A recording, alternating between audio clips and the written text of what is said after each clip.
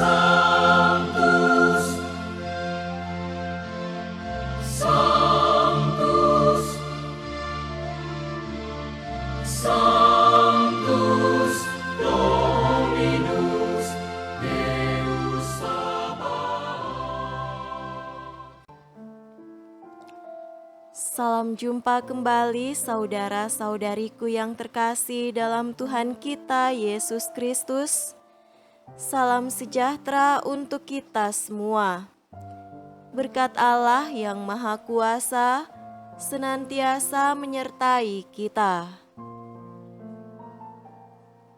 Marilah kita mendengarkan dan merenungkan bacaan-bacaan kitab suci hari Sabtu, tanggal 11 Februari tahun 2023. Bacaan pertama dari kitab Kejadian bab 3 ayat 9 sampai 24. Tetapi Tuhan Allah memanggil manusia itu dan berfirman kepadanya, "Di manakah engkau?" Ia menjawab, "Ketika aku mendengar bahwa engkau ada dalam taman ini, aku menjadi takut karena aku telanjang. Sebab itu aku bersembunyi." Firman-Nya, "Siapakah yang memberitahukan kepadamu bahwa engkau telanjang? Apakah engkau makan dari buah pohon yang kularang engkau makan itu?" Manusia itu menjawab, "Perempuan yang kau tempatkan di sisiku, dialah yang memberi dari buah pohon itu kepadaku, maka ku makan." Kemudian berfirmanlah Tuhan Allah kepada perempuan itu, "Apakah yang telah kau perbuat ini?" Jawab perempuan itu, "Ular itu yang memperdayakan aku, maka ku makan." Lalu berfirmanlah Tuhan Allah kepada ular itu, "Karena engkau berbuat demikian, terkutuklah engkau di antara segala ternak dan di antara segala binatang hutan. Dengan perutmulah engkau akan menjalar, dan debu tanahlah akan kau makan seumur hidupmu. Aku akan mengadakan permusuhan antara engkau dan perempuan ini, antara keturunanmu dan keturunannya. Keturunannya akan meremukkan kepalamu, dan engkau akan meremukkan tumitnya." Firman-Nya kepada perempuan itu, "Susah payahmu waktu mengandung akan kubuat sangat banyak. Dengan kesakitan engkau akan melahirkan anakmu. Namun engkau akan berahi kepada suamimu, dan ia akan berkuasa atasmu." Lalu firman-Nya kepada manusia itu, "Karena engkau mendengarkan perkataan istrimu dan memakan dari buah pohon yang telah kuperintahkan kepadamu, jangan makan daripadanya, maka terkutuklah tanah karena engkau. Dengan bersusah payah engkau akan mencari rezekimu dari tanah seumur hidupmu. Semak duri dan rumput duri yang akan dihasilkannya bagimu, dan tumbuh-tumbuhan di padang akan menjadi makananmu. Dengan berpeluh engkau akan mencari makananmu, sampai engkau kembali lagi menjadi tanah, karena dari situlah engkau diambil. Sebab engkau debu, dan engkau akan kembali menjadi debu."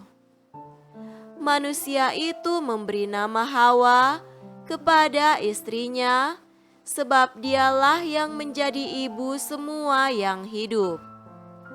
Dan Tuhan Allah membuat pakaian dari kulit binatang untuk manusia dan untuk istrinya itu, lalu mengenakannya kepada mereka. Berfirmanlah Tuhan Allah, sesungguhnya manusia itu telah menjadi seperti salah satu dari kita, tahu tentang yang baik dan yang jahat. Maka sekarang jangan sampai ia mengulurkan tanganmu dan mengambil pula dari buah pohon kehidupan itu dan memakannya, sehingga ia hidup untuk selama-lamanya. Lalu Tuhan Allah mengusir dia dari Taman Eden, supaya ia mengusahakan tanah dari mana ia diambil. Ia menghalau manusia itu, dan di sebelah timur Taman Eden ditempatkannya beberapa kerub dengan pedang yang bernyala-nyala dan menyambar-nyambar untuk menjaga jalan ke pohon kehidupan. Demikianlah sabda Tuhan. Syukur kepada Allah.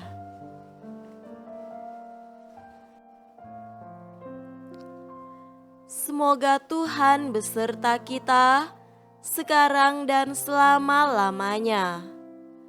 Inilah Injil suci menurut Markus. Dimuliakanlah Tuhan. Injil Markus bab 8 ayat 1 sampai 10.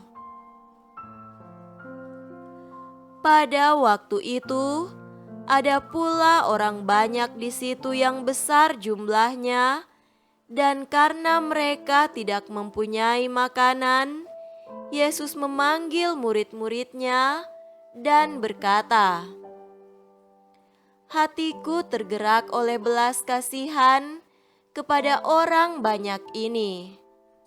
Sudah 3 hari mereka mengikuti aku, dan mereka tidak mempunyai makanan. Dan jika mereka kusuruh pulang ke rumahnya dengan lapar, mereka akan rebah di jalan, sebab ada yang datang dari jauh." Murid-muridnya menjawab, "Bagaimana di tempat yang sunyi ini orang dapat memberi mereka roti sampai kenyang?" Yesus bertanya kepada mereka, "Berapa roti ada padamu?" Jawab mereka, 7. Lalu ia menyuruh orang banyak itu duduk di tanah. Sesudah itu, ia mengambil 7 roti itu, mengucap syukur, memecah-mecahkannya, dan memberikannya kepada murid-muridnya untuk dibagi-bagikan, dan mereka memberikannya kepada orang banyak. Mereka juga mempunyai beberapa ikan, dan sesudah mengucap berkat atasnya, ia menyuruh supaya ikan itu juga dibagi-bagikan. Dan mereka makan sampai kenyang. Kemudian orang mengumpulkan potongan-potongan roti yang sisa sebanyak 7 bakul. Mereka itu ada kira-kira 4.000 orang. Lalu Yesus menyuruh mereka pulang. Ia segera naik ke perahu dengan murid-muridnya dan bertolak ke daerah Dalmanuta.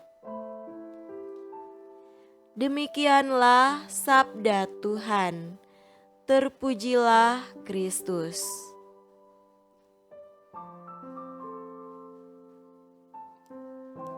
Saudara-saudariku yang terkasih dalam Tuhan kita Yesus Kristus, tema renungan kita pada hari ini adalah Dia memelihara kehidupan dengan caranya.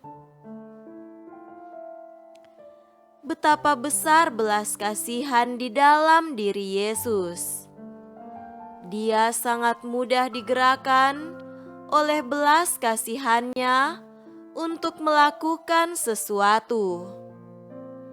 Inilah belas kasihan yang sejati. Dia bertindak karena digerakkan oleh belas kasihan. Belas kasihan tanpa tindakan adalah belas kasihan palsu. Tindakan tanpa belas kasihan adalah tindakan pura-pura.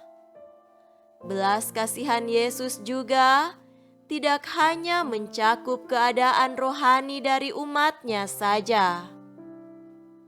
Dia juga sangat memerhatikan keadaan fisik mereka.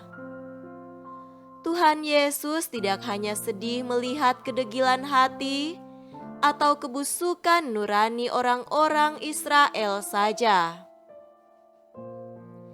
Dia juga sedih karena keadaan fisik umatnya. Tuhan tergerak oleh belas kasihan karena melihat orang yang lapar.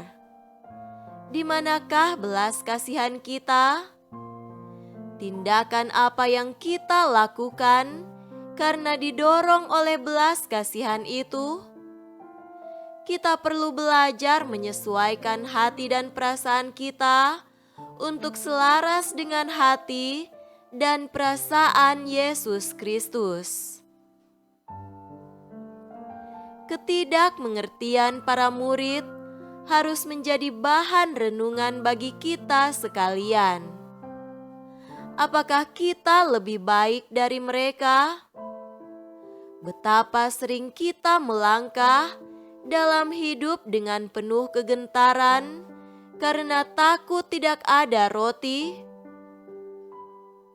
Kita takut kurang uang, takut tidak ada jaminan di masa depan, takut tidak bisa membiayai gaya hidup yang baik, takut tidak cukup penghidupan bagi keluarga. Kita semua pun tidak tahu dari mana mendapat roti di tempat yang gersang dan sepi. Dengan penuh kesabaran, Yesus berkata kepada mereka untuk mencari makanan yang ada pada mereka. Tuhan mengerjakan mujizat dengan memakai apa yang telah lebih dahulu Dia berikan kepada kita. Apa yang telah Dia percayakan, berikan semuanya kepada Dia, dan Dia akan memberkatinya untuk menjadi berkat bagi banyak orang, jauh lebih banyak daripada apa yang sanggup kita sendiri kerjakan jika kita tidak memberikannya kepada Dia. Saudara-saudariku terkasih, mari kita belajar untuk memiliki iman yang kuat. Kita tahu siapa yang memegang hidup kita, dan kita tahu Dia akan memelihara segala sesuatu yang menjadi miliknya hingga akhir. Dia akan memelihara iman domba-dombanya. Dia juga yang akan memelihara kehidupan domba-dombanya. Dia mencukupkan makanan domba-dombanya, dan domba-dombanya tidak akan pernah kekurangan apapun. Semoga demikian. Amin.